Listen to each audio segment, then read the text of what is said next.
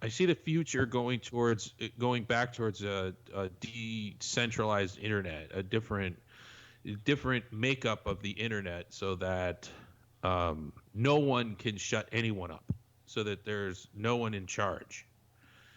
Tim Berners-Lee's working on something along those lines, and you have things like BitChute and because BitChute cannot be throttled or stopped, or there's nobody to, or moderated even. Mm. It's like you go on BitChute, it's a free for all. But they put Nazi things on there, so don't fucking look at them. Yeah, yeah, Like I personally think it's much better if people want to publish Nazi stuff or racist stuff or something, that we know who the racists are.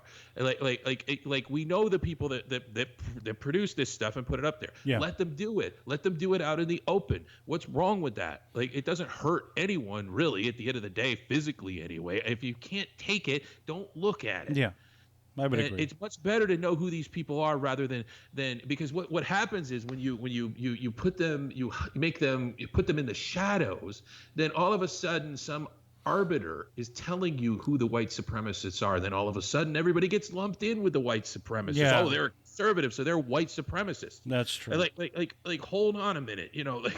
And I tend like, I tend to agree with people like Candace Owens when she says there are a lot fewer white supremacists out there than you would actually think. They're just being labeled that way to be there are like silenced. 5 of them, and 3 of them are FBI agents watching the remaining 2. Yeah, yeah, I and mean, that's the policy too of the FBI is to I guess trap people. Like if you suspect somebody of being a terrorist, then you give them access to firearms so they can blow shit up, and then you arrest them or something. the FBI should be disbanded. I like it's a disaster, absolute disaster. Well, I mean, with what's going on now that we know that there are people within these government agencies that have political affiliations, Oh yeah, I can't wait for Richard Jewell. By the way, I'm very excited to see that. That's Clint's new movie coming out. It's just apropos of the conversation because the FBI and the media fucking framed this poor motherfucker. Yeah. It's and I can't wait till George Zimmerman has a movie too, because he deserves one, and I hope he gets his fucking $100 million he's suing for now. I hope Clint makes it. Actually, he Yeah, I seems know, to be I know. making So movies Clint about. lives long enough to make the movie for him. I think ever since American Sniper, Clint Eastwood's been kind of like telling these stories about historical figures from our recent history. He has. He's been amazingly prolific for a man his age. Jesus Christ. I know. It's incredible. That's probably because he just shoots in one take and then that's it. Yeah, I mean, well, he's that's just the way he is, and it works out most of the time. I didn't particularly care for his last movie, The Mule. I thought it was kind of lame. That I didn't even hear about that one.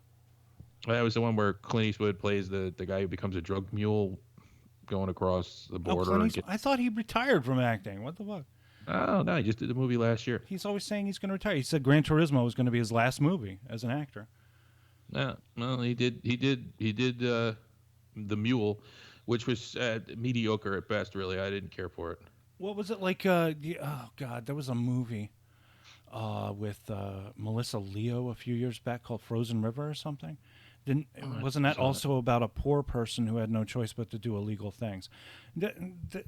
Every couple of years, a movie like that. Like there was a really good one called Maria Full of Grace about a woman who needed money. She was pregnant, so she became a cocaine mule.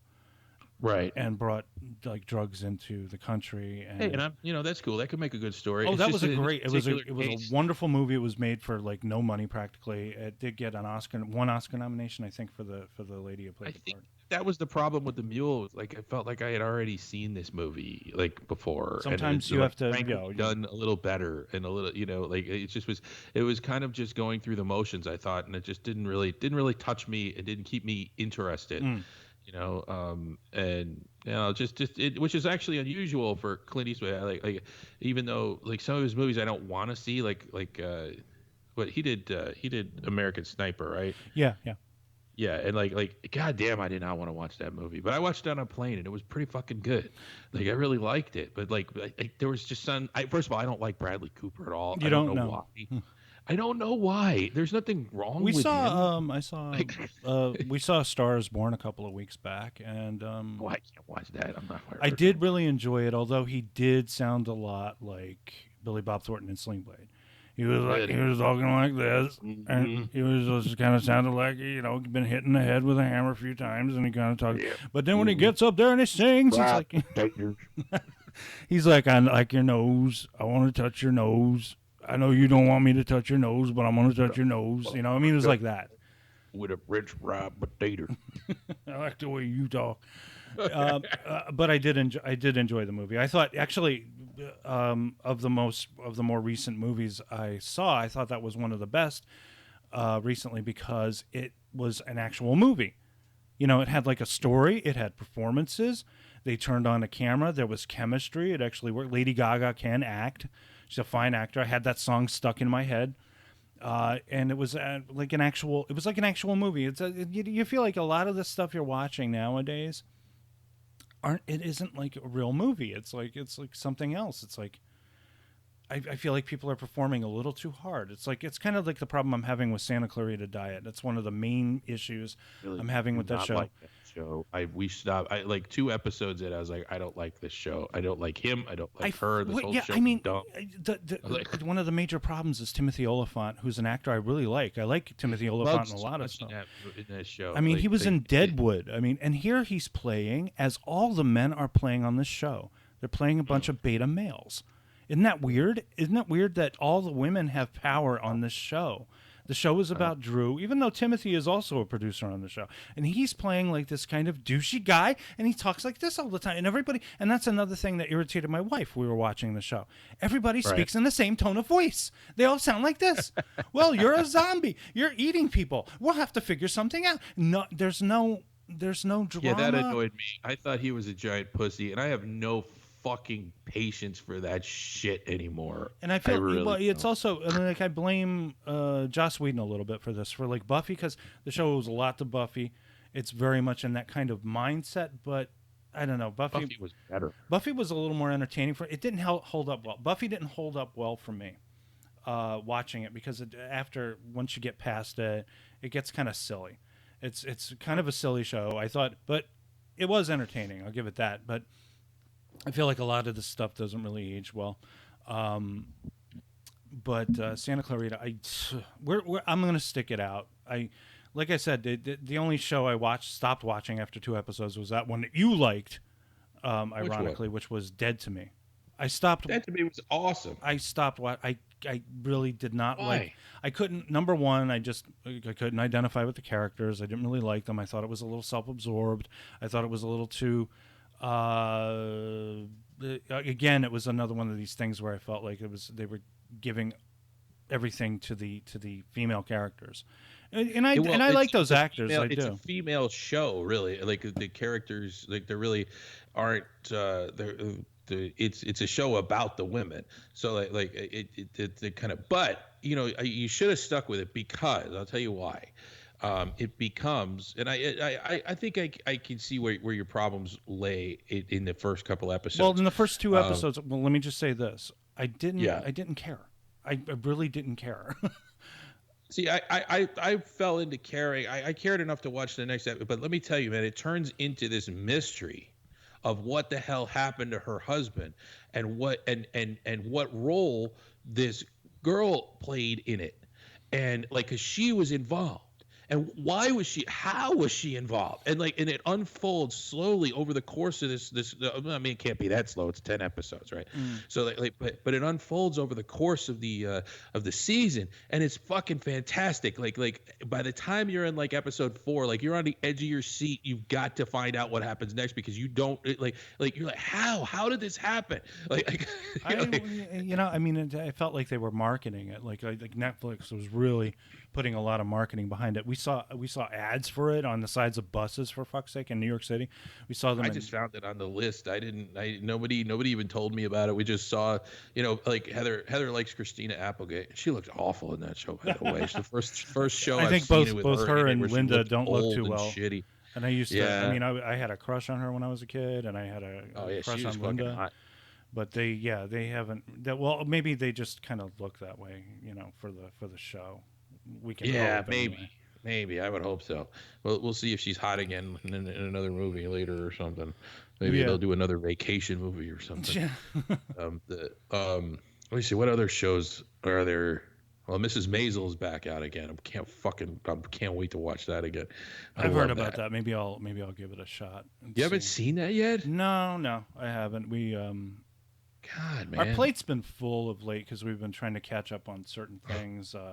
Like You're Mindhunter, wasting. I watch Mindhunter, and that is Mindhunter is good. the first season. I wrote up a review for it, which will be published, I guess, maybe in January. I'm not sure, but that is a fucking brilliant show. I love that show.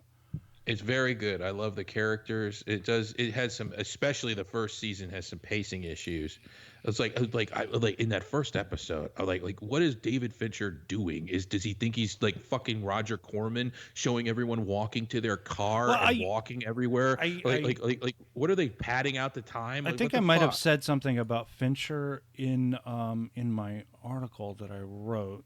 I give you a little tease here of Yeah. it. Where is it? Yeah, I still have it in here, of course.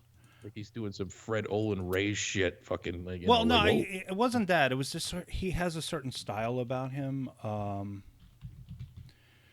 Not to denigrate our friend Fred Olin Ray. I'm just saying, like in these low budget movies where they pad out the time, Oh, I they've said only got okay. like 63 minutes of actual movie, so they've got to show the guy walking to his car, getting in, putting the key in, and then walking back out. Like, Yeah.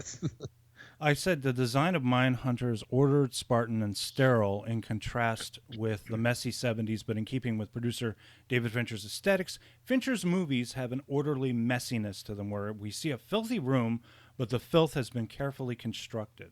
That was what I was thinking about when I was thinking about David Fincher, because he directed like the first 3 episodes. He kind of took some, he went away from directing, and then directed the final episode of the season. right. What I really enjoy about it is that all of this is based in fact. This is how these people, started profiling serial killers. What they called them sequence killers back then, and then they change in all the language and all that stuff, and it's all the stuff that you hear in cop shows these days. Right. But it's just And it and was oh, it the was a guy. I mean, the fascinating guy show. that they got to play that dude, the big dude. Remember the big dude? Yeah. Yeah. Kemper. Yeah, Kemper, Edward Kemper. They got this actor who looks just like him, and he got like an Emmy nomination. I can't believe he didn't win. I mean, he lost to Yeah, somebody he was else. amazing. He was amazing. He scared the shit out of you at the end. Like holy crap! Yeah. But and he's not in the second season as much, unfortunately. Like but the second season is also quite good. There's some Well, I it haven't delves gotten. more into the personal lives of the of Bill and Bill in particular and his family life with his son. Yeah. And and it gets a little bit more involved in race issues. I don't know why they chose that. Well, I believe that's what you're left with. I haven't seen the I don't second want to. season. I'm not going to give you any spoilers because I know you haven't seen it. Well, I do But know that the I will- second season is about the Atlanta child murders, right? It is. Yeah. It is, and it begs the question: why did you choose this when they weren't successful? Well, it was based on the exploits of those two people. So they, Right, but they were involved in that the for a long show time. had the entire like history of killers from the time that the behavioral science department was created until today that they could have done, and they chose one where they weren't successful. That's like to me. That's like like a Ron Shelton sports movie where they don't fucking win at the end. like it's like I don't understand it. A sports movie where you don't win at the end is completely pointless.